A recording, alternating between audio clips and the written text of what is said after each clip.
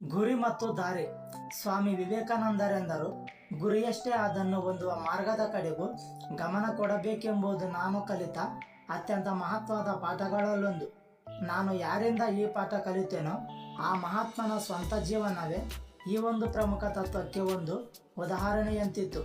ಆ ಒಂದು ತತ್ವದಿಂದಲೇ ನಾನು ಅನೇಕ ಪಾಠಗಳನ್ನು ಕಲಿಯುತ್ತಿದ್ದೇನೆ. ವಿಜಯದ ಎಲ್ಲ ರಹಸ್ಯವು ಆ ತತ್ವದಲ್ಲಿ ಅಡಗಿದೆ ಎಂದು ನನಗೆ ಭಾಸವಾಗುತ್ತಿದೆ. ಗುರಿಯ ಕಡೆಗೆ ನಮಗೆ ಹೆಚ್ಚು ಸೆಳೆತ, ಇದೇ ನಮ್ಮ ಜೀವನದ ಅತಿ ದೊಡ್ಡ ದೋಷ. ಗುರಿಯು ನಮಗೆ ಎಷ್ಟು ಹೆಚ್ಚು ಆಕರ್ಷಕವೂ ಮೋಹಕವೂ ಮನಸ್ಸಿನ ಪರಿಧಿಯಲ್ಲಿ ಬೃಹದಾಕಾರವಾಗಿಯೂ ಆಗುವುದೆಂದರೆ ಸಣ್ಣ ಪುಟ್ಟ ವಿಷಯಗಳನ್ನು ಕುರಿತು ನಾವು ಸಂಪೂರ್ಣ ಅಲಕ್ಷ್ಯರಾಗುತ್ತೇವೆ.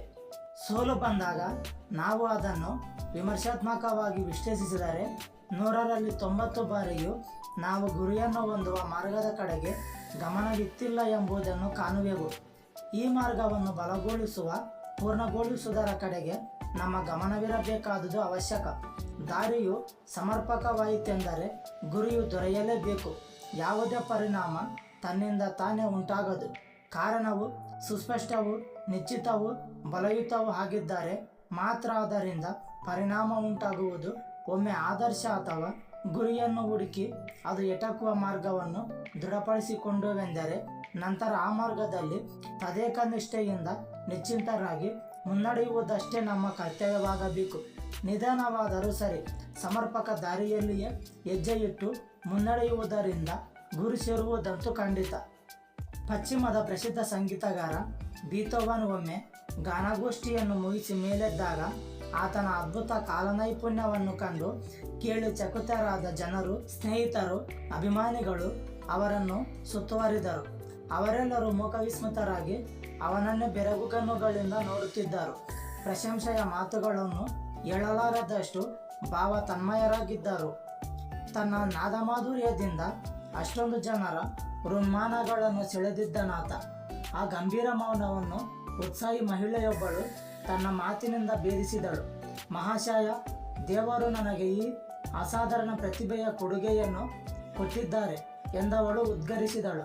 ಬೀಥೋವನ್ ಹೀಗೆಂದ, ನನ್ನಲ್ಲಿರುವುದೆಂದು ನೀನಂದುಕೊಂಡಿರುವ ಈ ಅಸಾಧಾರಣ ಪ್ರತಿಭೆ ದೇವರ ಕೊಡುಗೆ ಅನ್ನುತ್ತೀಯ. ನೀನು ಈ ಕೊಡುಗೆಯನ್ನು ಪಡೆಯಬಹುದು. ಏನು ಮಾಡಬೇಕು ಗೊತ್ತೇ? ದಿನವೂ 8 ಗಂಟೆಗಳ ಕಾಲ 40 ವರ್ಷಗಳವರೆಗೆ ಬಿಡದೆ ಪಿಯಾನೋ ಅಭ್ಯಾಸ ಮಾಡು. ಅಷ್ಟೇ ಸಾಕು. ನೀನು ನನ್ನಂತೆಯೇ ಅದ್ಭುತ ಕೊಡುಗೆಯನ್ನು ಪಡೆಯುತ್ತಿ. ಈ ಅನುಭವದ ಮಾತಿನ ಹಿನ್ನೆಲೆಯಲ್ಲಿ ದಾರಿಯು ಸರಿಯಾಯಿತೆಂದರೆ ಗುರಿಯು ದೊರೆಯುತ್ತದೆನ್ನುವ ಅಮರ ತತ್ವ ಅಡಗಿದೆಯಲ್ಲವೇ?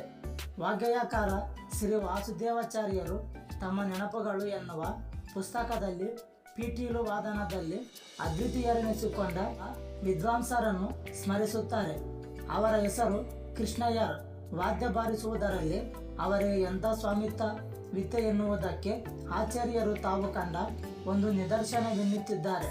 ಒಂದು ಕಚೇರಿಯಲ್ಲಿ ಕೃಷ್ಣಯ್ಯರು ಪಕ್ಕವಾದ್ಯ ನುಡಿಸುತ್ತಿದ್ದಾಗ ಅಕಸ್ಮಾತ್ತಾಗಿ ಪಿಟೀಲಿನ ತಂತಿ ಕಿತ್ತು ಹೋಯಿತು. ತಾನು ಹಾಡಿದ ಸಂಗೀತವನ್ನು ನುಡಿಸಲು ಸಾಧ್ಯವಾಗದೆ ಬೇಕೆಂತಲೇ ತಂತಿಯನ್ನು ಕಿತ್ತು ಆಟ ಹೂಡಿದ್ದಾರೆ ಎಂಬರ್ಥದ ವ್ಯಾಂಗ್ಯನಗುವನ್ನು ಬೀರಿದ ಗಾಯಕ. ಕೃಷ್ಣಯ್ಯರು ಕೋಪದಿಂದ, ನಿಮ್ಮ ಸಂಗೀತಕ್ಕೆ ಪಕ್ಕವಾದ್ಯ ನುಡಿಸಲು 4 ತಂತಿಗಳು ಬೇಕೆ?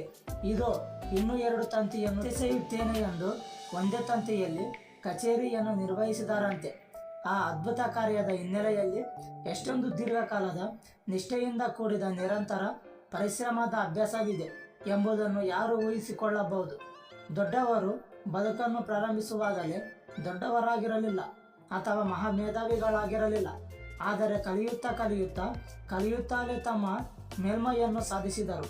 ದಾರಿಯು ಸರಿಯಾಯಿತೆಂದರೆ ಗುರಿಯು ದೊರೆಯುವುದು ಎನ್ನುವುದಕ್ಕೆ ಅವರ ಸಿದ್ಧಿಶಕ್ತಿ ನೀಡುತ್ತದೆ. ಆದರೆ ನಾವು ಮಾಡುವುದೇನು?